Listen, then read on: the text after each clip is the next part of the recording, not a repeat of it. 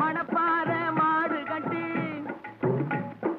மாயவரம் ஏறு பூட்டி மணப்பாறை மாடு கட்டி மாயவரம் ஏறு பூட்டி வயக்காட்ட உழுது போடு சின்ன கண்ணு பசும் தழைய போட்டு பாடுபடு செல்ல கண்ணு ஆத்தூரு கிச்சடி சம்பா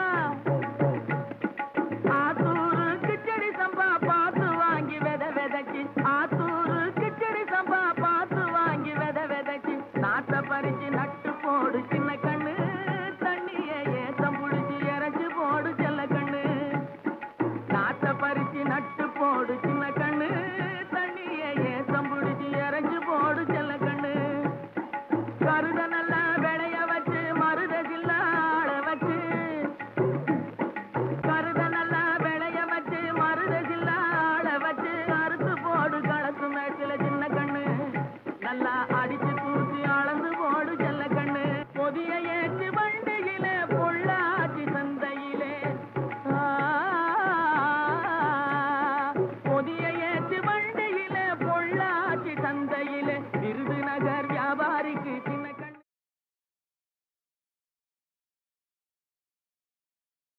வேளாண் பெருமக்களுக்கு அன்பு வணக்கம். இன்றைய பொன் விளையும் பூமி நிகழ்ச்சியில் முதலில் வருவது வேளாண் செய்திகள், வேளாண் ஆலோசனை நேரம், வேளாண் சந்தை நிலவரம், வேளாண் வானிலை, வேளாண் தொழில்நுட்பம். இன்றைய வேளாண் தொழில்நுட்ப பகுதியில் மக்காச்சோள சாகுபடி முறைகள் குறித்து விரிவாக விவரிக்கின்றார் சிவகங்கை மாவட்டம் குன்றக்குடி வேளாண் அறிவியல் நிலைய உதவி பேராசிரியர் டாக்டர் எல் விமலேந்திரன் அவர்கள். இனி தொடர்வது வேளாண் செய்திகள்.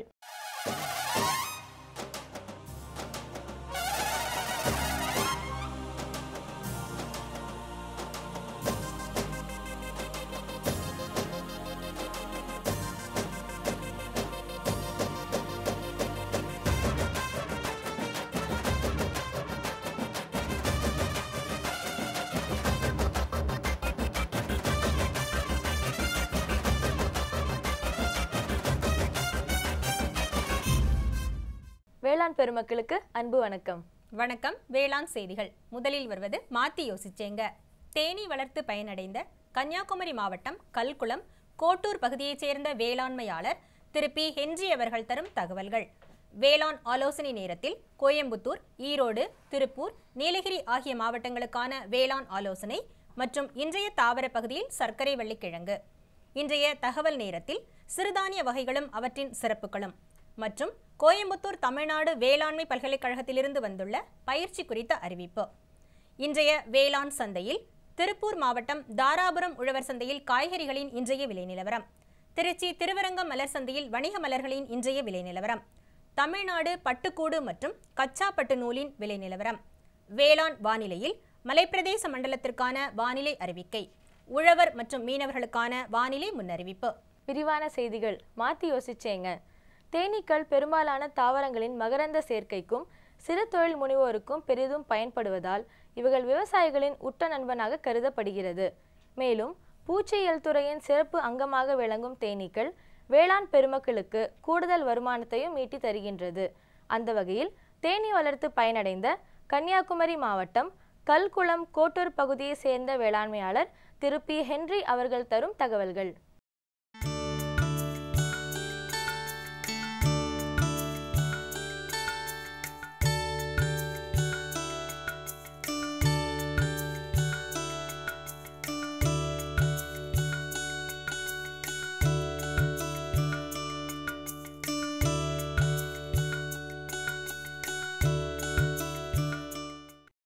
அதாவது கன்னியாகுமரி மாவட்டத்தை பொறுத்த அளவில் இன்றைக்கு என்னவென்றால் தேன் பெட்டிகள் ஏதேசம் ஒரு 30-40 லட்சம் தேன்கூட்டுகளுக்கு மேலாக இந்த கன்னியாகுமரி மாவட்டத்தை சேர்ந்தவர்கள் தேன் உற்பத்தியில் அந்த பெட்டிகளை வைத்து தேன் உற்பத்தியில் ஈடுபட்டிருக்கின்றார்கள். அதாவது கன்னியாகுமரி மாவட்டத்தில் தென்பக்கத்தில் இந்த மேற்கு பக்கமாகிய மார்த்தாண்டத்தை சார்ந்த மார்த்தாண்டம் ஒய்எம்சிஏ தான் இதற்கான முழு முயற்சியும் எடுத்து மக்களுக்கு பல பயிற்சிகளையும் கொடுத்து தேன் உற்பத்திக்கான பல முன்னோட்டமான நடவடிக்கைகளை செய்து கொண்டிருக்கின்றது. அதாவது 1985க்கு முன்னால் இந்தியாவிலே தேன் உற்பத்தி முதலிடத்திலே இருந்தது கன்னியாகுமரி மாவட்டம். கன்னியாகுமரி மாவட்டத்திலே இருக்கின்ற தேன் உற்பத்தியாளர்கள் இங்கே இருந்து கேரளா கடைசி காசர்கோடு வரையிலும் செல்கின்றார்கள். அது மட்டுமல்ல, கர்நாடகாவிலும் சில இடங்களிலே சென்று தேனை உற்பத்தி செய்கின்றார்கள். ஒரு தேனீ பெட்டி நாம் வைப்பதற்கு முன்னால் அந்த இடத்திலே இருக்கின்ற காலநிலை, அந்த இடத்திலே இந்த தேனீக்களுக்கு என்னென்ன உணவுகள் கிடைக்கும், அந்த உணவுகள் இந்த தேனீக்களுக்கு பொருந்துமா என்று உள்ள அப்படிப்பட்ட காரியங்களை நான் முன்கூட்டி அறிந்து கொண்டு அந்த இடத்திலே தேன்பட்டி வைத்தால் தேனை அதிகம் உற்பத்தி பண்ணலாம். அது மட்டுமல்ல, இது முக்கியமான காரியம் ஒன்று என்னவென்றால், இந்த தேனியை பொறுத்த அளவிலே அயல் மகர்ந்த சேர்க்கையிலே இது முதலிடத்திலே இருக்கின்றது. காரணம் என்னவென்றால், இன்றைக்கு பெரிய அறிஞர்கள் சொல்கின்றார்கள், அதாவது தேனீயினாலே 80% உணவு உற்பத்தியை இந்த தேனீக்கள் மூலமாக உணவை உற்பத்தி செய்கின்றது என்று.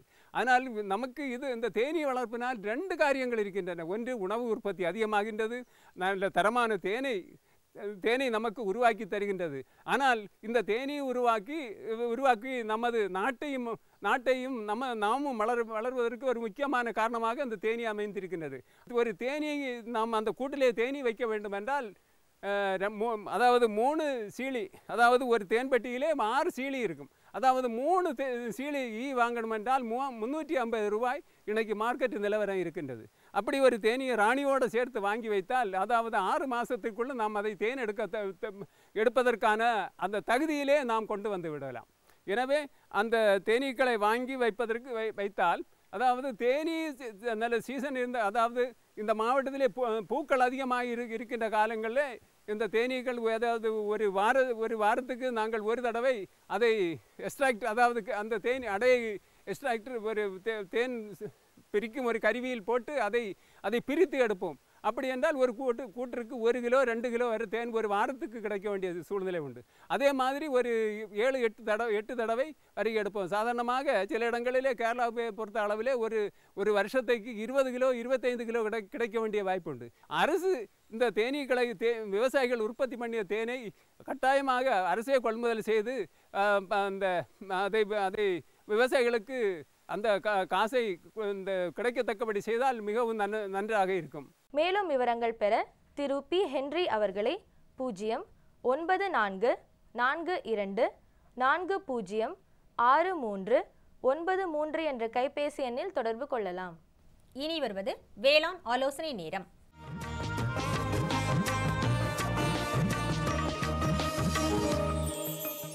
இன்றைய வேளாண் ஆலோசனை நேரத்தில் கோயம்புத்தூர், ஈரோடு, திருப்பூர் மற்றும் நீலகிரி ஆகிய மாவட்டங்களுக்கான வேளாண் ஆலோசனை. 30 நாட்கள் வயதுடைய மஞ்சள் பயிரில் நுண்ணூட்டச்சத்து குறைபாடுகளை நிவர்த்தி செய்ய பெரஸ் சல்ஃபேட், துத்தநாக சல்ஃபேட், யூரியா ஆகியன ஒவ்வொன்றும் 350 கிராம் கலவையை 250 லிட்டர் தண்ணீரில் கலந்து 25 நாள் இடைவெளியில் 2 முறை தெளிக்கலாம். சின்ன வெங்காயத்தில் இலைப்பேன் தாக்குதல் தென்பட்டால் மோனோக்ரோட்டோபாஸ் 1 மில்லி மருந்தை 1 லிட்டர் தண்ணீரில் கலந்து தெளித்தல் வேண்டும். நிலவும் காலநிலைகளால் திராட்சையில் அடி சாம்பல் மற்றும் மேல் சாம்பல் நோய் ஏற்பட வாய்ப்புள்ளது. இதனை கட்டுப்படுத்த 0.3% நனையும் கந்தகம் மற்றும் 1% போர்டோ கலவையை பயன்படுத்தவும். நீலகிரியில் அடுத்த 5 நாட்களுக்கு லேசான மழை எதிர்பார்க்கப்படுவதால் காய்கறி பயிர்களில் பூஞ்சான் தாக்குதல் ஏற்பட வாய்ப்புள்ளது. இதனை தவிர்க்க கார்பன்டசிம் 2 கிராம் மருந்தை 1 லிட்டர் தண்ணீரில் கலந்து தெளித்தல் வேண்டும். தொடரும் வேளாண் ஆலோசனை நேரத்தில் இன்றைய தாவர பகுதியில் சர்க்கரைவள்ளி கிழங்கு. சர்க்கரைவள்ளி கிழங்கின் சாகுபடி குறிப்புகளை காண்போம். பயிரிட ஏற்ற பருவம் மற்றும் ரகங்கள் கோ1, கோ2, கோ3, CIP1 ஆகியன ஏற்ற ரகங்கள் ஆகும். ஜூன், ஜூலை மற்றும் செப்டம்பர், அக்டோபர் ஏற்ற பருவங்கள் ஆகும். விதையளவு 1 ஹெக்டேருக்கு நடவு செய்ய 80,000 தண்டுகள் தேவைப்படும். உர மேலாண்மை: 1 ஹெக்டேருக்கு அடியுரமாக 20 கிலோ தழைச்சத்து, 40 கிலோ மணிசத்து மற்றும் 60 கிலோ சாம்பல் சத்து இட வேண்டும். அறுவடை: நடவு செய்த 100 முதல் 130 நாட்கள் கழித்து கிழங்குகளை அறுவடை செய்யலாம். மகசூல்: 1 ஹெக்டேருக்கு 25 முதல் 30 டன்கள் மகசூல் கிடைக்கும். மேலும் விவரங்கள் பெற www.agritech.tnau.ac.in என்ற இணையதளத்தை பார்க்கவும். இனி வருவது தகவல் நேரம். இன்றைய தகவல் நேரத்தில் சிறுதானிய வகைகளும் அவற்றின் சிறப்புகளும். மாறி வரும் உணவு பழக்கங்களினால் நம் உடலுக்கு தேவையான ஆரோக்கியம் கிடைக்காமல் போய்விடுகிறது. நாம் அன்றாடம் உண்ணும் உணவுகளில் சிறு தானியங்களில் ஏதேனும் ஒன்றினை சேர்த்து கொள்வதால் உடலுக்கு தேவையான தாது உப்புக்கள் மற்றும் ஊட்டச்சத்துக்கள் சரியான விகிதத்தில் கிடைக்கின்றன. சிறு தானியங்களின் சிறப்பம்சங்களை காண்போம். கேழ்வரகு. கேழ்வரகில் அதிகப்படியான சுண்ணாம்பு சத்து உள்ளதால் எலும்பு தேய்மானத்தை குறைத்து எலும்புகளை உறுதிப்படுத்தும், மேலும் உடல் வெப்பத்தையும் குறைக்கும். திணை. இதயத்தை பலப்படுத்தும் தன்மையுடையது. இரத்தத்தில் உள்ள சர்க்கரை மற்றும் கொழுப்பின் அளவை கட்டுப்படுத்தும். சாமை. அசதியையும் தளர்ச்சியையும் நீக்குவதற்கான ஏற்ற உணவு.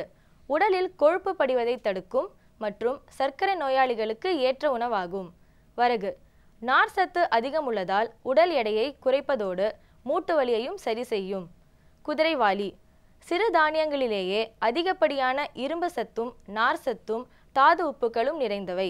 சர்க்கரை நோயாளிகளுக்கும் இதய நோயாளிகளுக்கும் சிறந்த உணவாகும். பனிவரகு. உடலின் கொழுப்பை சமநிலைப்படுத்தவும் நீரிழிவு நோயை கட்டுப்படுத்தவும் உதவுகிறது.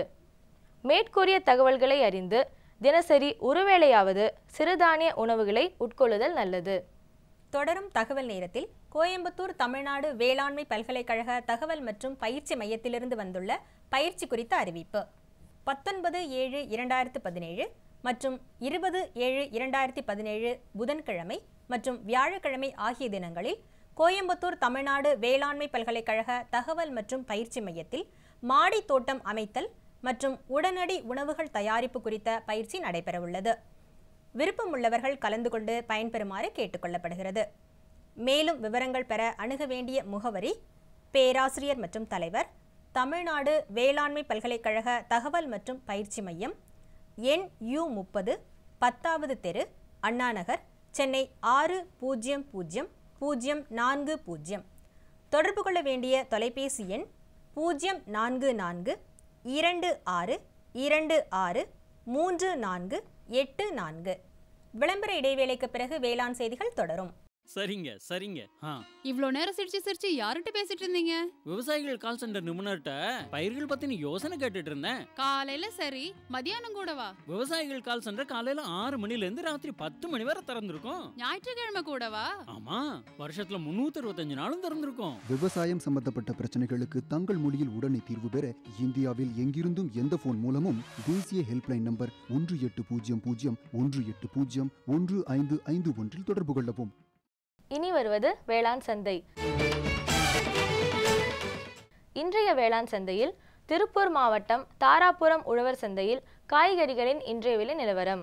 கத்திரிக்காய் 1 கிலோ 45 ரூபாய்க்கும், வெண்டைக்காய் 1 கிலோ 46 ரூபாய்க்கும், அவரைக்காய் 1 கிலோ 50 ரூபாய்க்கும், புடலங்காய் 1 கிலோ 34 ரூபாய்க்கும், சுரைக்காய் 1 கிலோ 12 ரூபாய்க்கும், பாகற்காய் 1 கிலோ 45 ரூபாய்க்கும், மாங்காய் 1 கிலோ 30 ரூபாய்க்கும், முருங்கைக்காய் 1 கிலோ 30 ரூபாய்க்கும், கொத்தவரை 1 கிலோ 30 ரூபாய்க்கும், சின்ன வெங்காயம் 1 கிலோ 65 ரூபாய்க்கும், பெரிய வெங்காயம் 1 கிலோ 16 ரூபாய்க்கும், பச்சை மிளகாய் 1 கிலோ 70 ரூபாய்க்கும், தக்காளி 1 கிலோ 70 ரூபாய்க்கும், இஞ்சி 1 கிலோ 60 ரூபாய்க்கும், பரங்கிக்காய் 1 கிலோ 15 ரூபாய்க்கும், பூசணிக்காய் 1 கிலோ 22 ரூபாய்க்கும், தேங்காய் காய் ஒன்று 20 ரூபாய்க்கும், முள்ளங்கி 1 கிலோ 30 ரூபாய்க்கும், கருணைக்கிழங்கு 1 கிலோ 40 ரூபாய்க்கும், சேனைக்கிழங்கு 1 கிலோ 48 ரூபாய்க்கும், மரவள்ளிக்கிழங்கு 1 கிலோ 17 ரூபாய்க்கும், உருளைக்கிழங்கு 1 கிலோ 20 ரூபாய்க்கும், பீன்ஸ் 1 கிலோ 60 ரூபாய்க்கும், கேரட் 1 கிலோ 70 ரூபாய்க்கும், பீட்ரூட் 1 கிலோ 40 ரூபாய்க்கும், முட்டைகோஸ் 1 கிலோ 20 ரூபாய்க்கும், சௌச்சவ் 1 கிலோ 25 ரூபாய்க்கும், கீரைகள் கட்டு ஒன்று 3 ரூபாய்க்கும், கறிவேப்பிலை கட்டு ஒன்று 15 ரூபாய்க்கும், கொத்தமல்லி கட்டு ஒன்று 15 ரூபாய்க்கும், புதினா கட்டு ஒன்று 8 ரூபாய்க்கும் விற்பனை செய்யப்பட்டது. திருச்சி திருவரங்கம் மலர் சந்தையில் வணிக மலர்களின் இன்றைய விலை நிலவரம். கத்தரி ரோஸ் 20 பூக்கள் கொண்ட ஒரு பாக்கெட்டின் விலை 160 ரூபாய்க்கும், மல்லிகை 1 கிலோ 180 ரூபாய்க்கும், முல்லை 1 கிலோ 240 ரூபாய்க்கும், கனகாம்பரம் 1 கிலோ 400 ரூபாய்க்கும், பட்டன் ரோஸ் 1 கிலோ 180 ரூபாய்க்கும், துளசி 1 கிலோ 160 ரூபாய்க்கும், சம்பங்கி 1 கிலோ 60 ரூபாய்க்கும், அரளி 1 கிலோ 180 ரூபாய்க்கும், சாமந்தி 1 கிலோ 160 ரூபாய்க்கும், காக்கடா 1 கிலோ 400 ரூபாய்க்கும், கோழிக்கொண்டை 1 கிலோ 60 ரூபாய்க்கும் விற்பனை செய்யப்பட்டது. தமிழ்நாடு பட்டுக்கூடு விற்பனையில் முன்னணி நகரங்களில் விலை நிலவரம். தர்மபுரியில் மஞ்சள் பட்டுக்கூடு கிலோ ஒன்றிற்கு அதிகபட்சமாக 345 ரூபாய்க்கும், குறைந்தபட்சமாக 331 ரூபாய்க்கும், சராசரியாக 337 ரூபாய்க்கும், வெண்பட்டுக்கூடு கிலோ ஒன்றிற்கு அதிகபட்சமாக 478 ரூபாய்க்கும் குறைந்தபட்சமாக 201 ரூபாய்க்கும் சராசரியாக 398 ரூபாய்க்கும், சேலத்தில் வெண்பட்டுக்கூடு கிலோ ஒன்றிற்கு அதிகபட்சமாக 510 ரூபாய்க்கும் குறைந்தபட்சமாக 410 ரூபாய்க்கும் சராசரியாக 425 ரூபாய்க்கும், கோவையில் வெண்பட்டுக்கூடு கிலோ ஒன்றிற்கு அதிகபட்சமாக 429 ரூபாய்க்கும் குறைந்தபட்சமாக 405 ரூபாய்க்கும் சராசரியாக 401 ரூபாய்க்கும், ஓசூரில் மஞ்சள் பட்டுக்கூடு கிலோ ஒன்றிற்கு அதிகபட்சம் குறைந்தபட்சம் மற்றும் சராசரியாக 340 ரூபாய்க்கும், வெண்பட்டுக்கூடு கிலோ ஒன்றிற்கு அதிகபட்சம் குறைந்தபட்சம் மற்றும் சராசரியாக 350 ரூபாய்க்கும் விற்பனை செய்யப்பட்டது. காஞ்சிபுரம் அண்ணா பட்டு பரிமாற்றகத்தில் பேசின் கச்சா பட்டின் விலை கிலோ ஒன்றிற்கு அதிகபட்சமாக 3250 ரூபாய்க்கும் குறைந்தபட்சமாக 3010 ரூபாய்க்கும் சராசரியாக 3155 ரூபாய்க்கும் விற்பனை செய்யப்பட்டது. இனி வருவது வேளாண் வானிலை. இன்றைய வேளாண் வானிலையில் மலைப்பிரதேச மண்டல பகுதிகளான நீலகிரி மற்றும் கொடைக்கானல் ஆகியவற்றில் காற்றின் வெப்பநிலை அதிகபட்சமாக 23 டிகிரி செல்சியஸ் ஆகவும் குறைந்தபட்சமாக 16.8 டிகிரி செல்சியஸ் ஆகவும், காற்றின் ஒப்பு ஈரப்பதம் 28.3% காற்றின் வேகம் மணிக்கு 4.4 கிலோமீட்டர் ஆகவும், மண்ணின் ஈரப்பதம் 15 சென்டிமீட்டர் ஆழத்தில் 28.5% ஆகவும், மண்ணின் வெப்பநிலை 15 சென்டிமீட்டர் ஆழத்தில் 16.4 டிகிரி செல்சியஸ் ஆகவும், மழை அளவு 9.8 மில்லிமீட்டர் ஆகவும், சூரிய கதிர்வீச்சு 363 கலோரி பெர் சென்டிமீட்டர் ஸ்கொயர் ஆகவும், வளிமண்டல அழுத்தம் 846.2 ஹெக்டா பாஸ்கல் அளவாகவும் இருந்தது. வானிலை முன்னறிவிப்பு. உழவர்களுக்கான வானிலை முன்னறிவிப்பு. தமிழகம் மற்றும் புதுச்சேரியில் ஒரு சில இடங்களில் மழை பெய்ய வாய்ப்புள்ளது. மீனவர்களுக்கான வானிலை முன்னறிவிப்பு. பலமான காற்று தென்மேற்கு மற்றும் மேற்கு திசையிலிருந்து மணிக்கு 45 முதல் 55 கிலோமீட்டர் வேகத்தில் தமிழகம் மற்றும் புதுச்சேரி கடலோர பகுதிகளில் வீசக்கூடும். இத்துடன் இன்றைய வேளாண் செய்தியறிக்கை நிறைவு பெற்றது. வணக்கம். மீண்டும் நாளைய வேளாண் செய்திகளில் சந்திப்போம். நன்றி, வணக்கம்.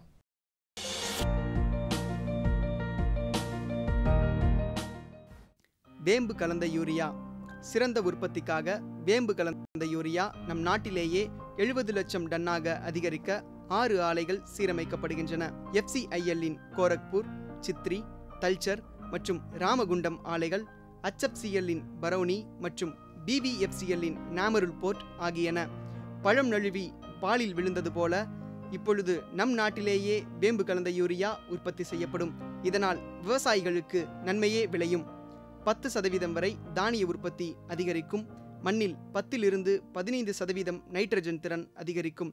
சிறந்த உற்பத்திக்கு வேம்பு கலந்த யூரியா.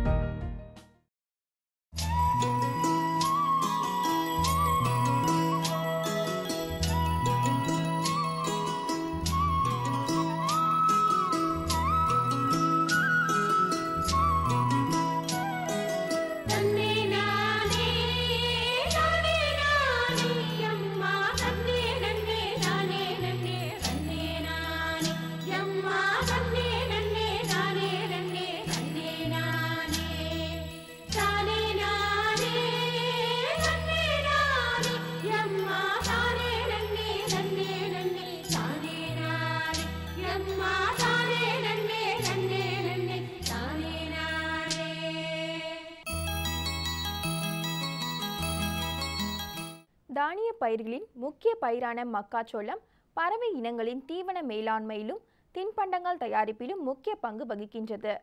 மேலும் இவற்றில் அதிக அளவு புரத சத்தும் மாவு சத்தும் இருப்பதால் கால்நடை வகையில் பெல்லட் வகையில் அளிக்கப்படுகின்றது. அந்த வகையில் இன்றைய வேளாண் தொழில்நுட்ப பகுதியில் மக்காச்சோள சாகுபடி முறைகள் குறித்து விரிவாக விவரிக்கின்றார் சிவகங்கை மாவட்டம் குன்றக்குடி வேளாண் அறிவியல் நிலைய உதவி பேராசிரியர் டாக்டர் எல் விமலேந்திரன் அவர்கள்.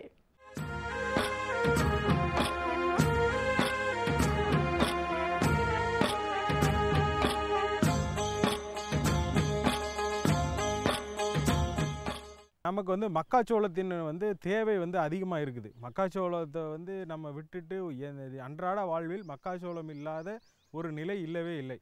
இதில் என்னென்ன பயன்னு பார்த்தீங்கன்னா, சோளம் நம்ம அந்த சோள மாவு நம்ம பயன்படுத்துகிறோம். மனிதர்களுக்கும் மற்றும் ஆடு மாடுகளுக்கு தீவனத்தில் வந்து இது கலந்து கொடுக்குறாங்க.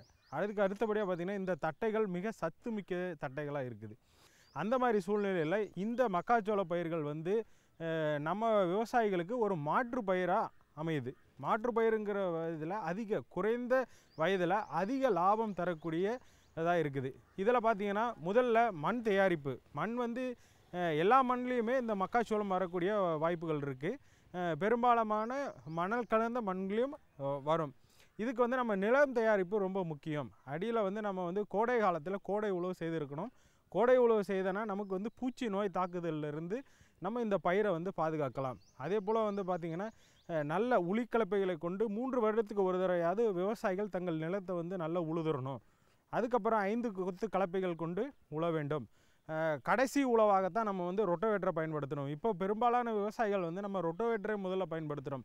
அந்த மாதிரி செய்யும் பட்சத்தில் வந்து மண் இறுக்கம், மண் கடினத்தன்மை வந்துருச்சு. நீர் வந்து உள் இறங்கும் தன்மை வந்து குறைஞ்சிருச்சு.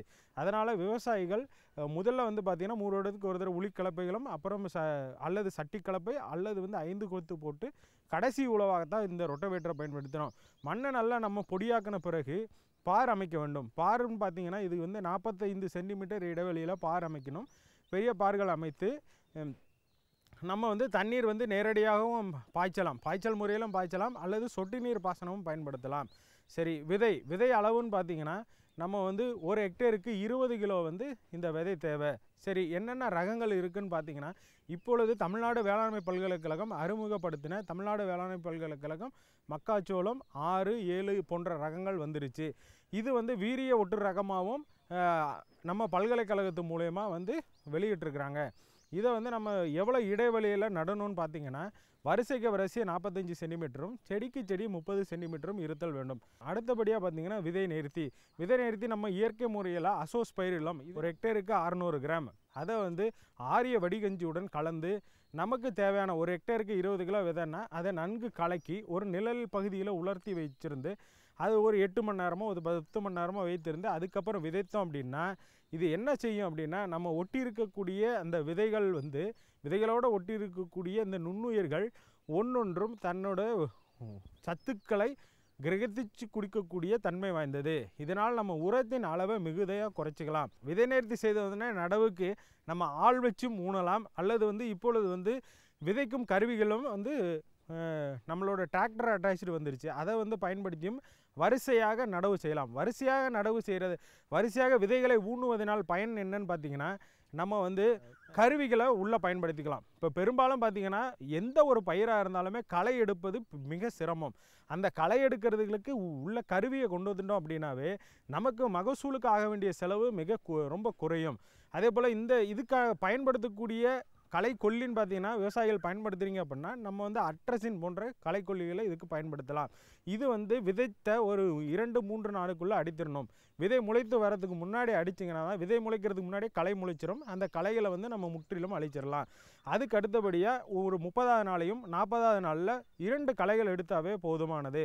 இந்த நம்ம மக்காச்சோள பயிர் வந்து கொஞ்சம் உயரமாக வளர்ந்துருச்சுன்னா இது நிழல் படர்ந்துடும்.